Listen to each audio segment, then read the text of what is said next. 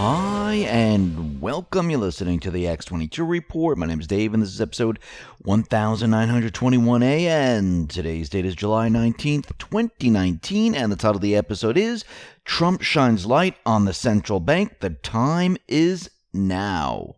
Now, before I get started, I want to talk about trading. There's never been a better time in history to trade crypto, stocks, or binary options. Trade Genius over the last 30 days has netted its traders over 40% on their money from spot-on trades. For example, Trade Genius issued a buy signal on Bitcoin right here on June 12th and a sell signal on June 20th, which netted traders 22% profit gain. Also, a buy signal here on Bitcoin Cash for a 9.46% gain. And don't forget about traditional stocks, a buy signal here on UU for a 16.46% gain. Incredible. If you've never traded before and you want to take advantage of these types of profits every day in the market, I urge you to sign up for one of the many Trade Genius online educational courses. Perfect for yourself or a gift for a loved one. Take control of your financial future. Discover the lucrative world of trading and receive personal coaching with Trade Genius's Bob Kudla and Philip Cleaver. Right now, through July for their summer specials, you can save over 50% off their bundled specials and or use promo code SUMMER for 35% off all non-bundled items. Check out TradeGeniusAcademy.com. Tell them X22 Report sent you. Let's get into the economic collapse financial news. Now, we know that since Trump came into office, his entire mission, the Patriots' mission, was to bring all the jobs back to the United States, to bring manufacturing back to the United States, to redo the trade deals. Why? This is in preparation to move off of this globalist central bank system and on to the people system, which is going to be backed by gold. Now, we know that the central bank, they do not give in that easily. We know that they will fight until the very end. Right now, Trump controls the economic narrative. We know that we're approaching the 2020 elections. And they've tried everything before to remove him from office. It has not worked. And their last chance is coming up. And the only way right now is either to have a candidate that can go up against Trump or take away the economic narrative and somehow, some way, collapse the system. And this brings me back to Facebook's Libra. This is a cryptocurrency coin. And now, I'm not saying that cryptocurrency is bad. Out of the hands of the central bankers, where it's centralized, cryptocurrency is fantastic. Just like with fiat.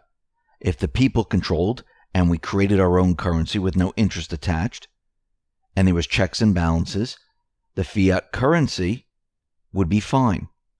In the hands of the central bankers, the private Western central bankers, that's where the problem lies.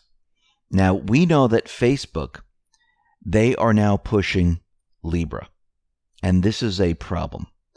The heart of this Libra project is the Libra Association. The non-governmental association based in Geneva, Switzerland, is supported by founding members such as eBay, Facebook, MasterCard, PayPal, Spotify, Uber, Visa, as well as other renowned firms, and will be responsible for the operation and further development of Libra. Now, Libra will be created by participants depositing fiat currencies such as US dollars or euros with the Libra Association. The Libra Association will then grant the depositors a corresponding Libra amount in a digital wallet, which then can be used to pay for things via the internet, smartphone, credit card, or WhatsApp, Facebook. And since MasterCard and Visa are part of this, you'll be able to pay for things in stores that are online. And maybe actually pay for them when you go to the brick and mortar stores. Now think about this for a second of what is happening. Traditional banks right now are a little worried about this because those individuals will siphon their funds out of the banking system and into the Libra Association Facebook. Now, what happens if Facebook bans you? What happens if they say, you know something? We don't like what you're doing on Facebook, and we have a problem with this, so we're going to stop you from purchasing or something like that. But as people drain the banks and move their fiat currency into Facebook's Libra, which is basically electronic fiat currency, this is going to have an effect on the economy. What happens when people stop using the dollar? Remember, 70% of GDP is the dollar, which means the economy would have problems. I mean, let's take, for example, if someone just came up with another fiat currency and says, you know, don't use the dollar anymore, use this instead. Everything that's based on the fiat dollar, which is the Federal Reserve note, that would come to a screeching halt because everyone would be using another currency. The entire system would come to a screeching halt. We would enter a crisis. And this is what they're looking to do.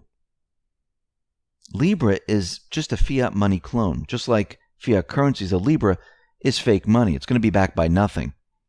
We don't know if there's a cap to how much they can create. Yes, they might tell us something, but that doesn't mean that's actually what it is. Also, it's kind of centralized. Someone is controlling this. It's not free and open. And every time corporations, central banks control something, this is where the people do not benefit. And we can see why they're pushing this very, very hard. They want to control the economic narrative here in this country. And we understand that Trump and the Patriots cannot allow this to happen. Now, when we look at the economy right now, the central bank economy is failing. I mean, if you look at any statistics, if you look at anything besides the stock market and the manipulated GDP unemployment numbers, I mean, we've been going over this for many, many years. Nothing's really changed. It's just that Trump has the magic wand and he is putting the economy into overdrive. He needs to, because he needs to keep the deep state, the central bank, the mainstream media off his back about the economy. He needs to control that. Because when you control the narrative of the economy and people are feeling good and you're putting out messages that everything is great, well, you have a better chance of being reelected. And that's what he's doing. And this is why he is pushing the Fed to lower interest rates as quickly as possible. Because when we look at many different indicators, everything is starting to fall apart. And we knew that this was going to happen. We knew that there was going to be a point in time where the system would not be able to go forward. Actually, it's way past that point. And the only thing that's keeping it alive is rate cuts and stimulus. You need to feed the junkie. And this is what Trump is trying to do. Now, Williams came out, and this is Fed Williams from the New York Fed, and he said that the Fed would deliver a 50 BP rate cut that the market so desperately craves. And then he walked this back. Now, this is very interesting. Remember, there are good guys and bad guys in the Fed. Trump tweeted out the following. Because of the faulty thought process we have going for us at the Federal Reserve, we pay much higher interest rates than countries that are no match for us economically. In other words, our interest costs are much higher than other countries when they should be lower. Correct? He continued, I like New York Fed President John Williams' first statement much better than his second. His first statement is 100% correct in that the Fed raised far too fast and too early. Also, must stop with crazy quantitative tightening. We are in a world competition and winning big. But it is no thanks to the Federal Reserve. Had they not acted so fast and so much, we would be doing even better than we're doing right now. This is our chance to build unparalleled wealth and success for the U.S. Growth, which would greatly reduce percent debt. Don't blow it. And he went on to say, Fed, there is almost no inflation. Now, if we go back to his first tweet, which I find very interesting, is that he said His first statement is 100% correct in that the Fed raised far too fast and too early. Now, Trump, what he is saying right now is, yes, we can raise rates, but it was too early, which means once we have the proper growth, once everything is back on track, or when he wins the election in 2020, then the Fed can start raising rates. Think about what he's saying right there. And he's calling out the Fed, listen, we need the rate cut right now. We can't wait any longer. And I do believe that the Fed is going to cut rates this summer. Is it going to be by the end of July or August?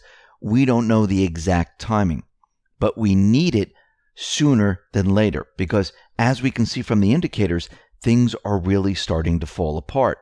And Trump needs to keep the system alive long enough for the election process. Now, on the other side, you have the central banks and the bad guys where they don't want the system to continually chug along. They want it to come down. This is why originally the Fed was raising rates, because they knew if they raised rates, and we've looked at this before back in 2008 and prior to this, everything comes to a screeching halt, because when you're in an economic illusion and it's completely controlled, it's not a free market, you can control what is happening right now. And I do believe that they're fighting back with Facebook Libra. They're trying to fight back with the rate cuts, but I still believe that the patriots are still in control and they will bring down the rates. And like I said before, yes, there are certain Fed individuals that are on the good side, and there are certain Fed officials that are on the bad side.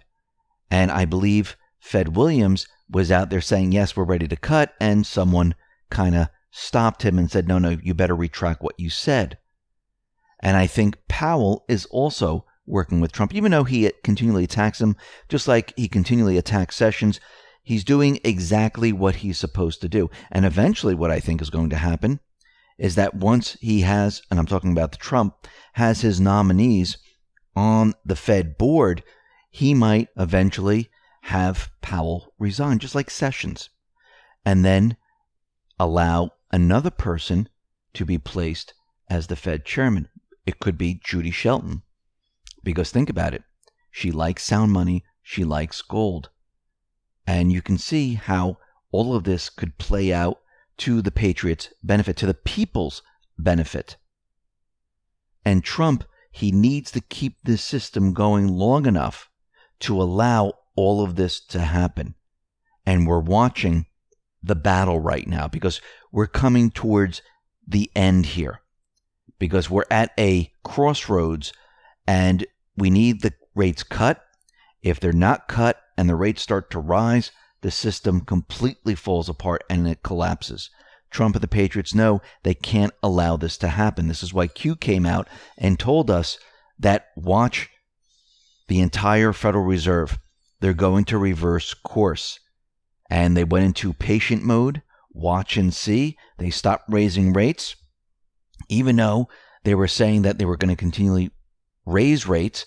Now they're going to cut rates. Now, it might be a small cut in the very beginning, but I think what's going to happen throughout the rest of this year, they're going to cut even further. And in 2020, they're going to cut even further to make sure that this system stays alive long enough so the Patriots can carry on with their plan.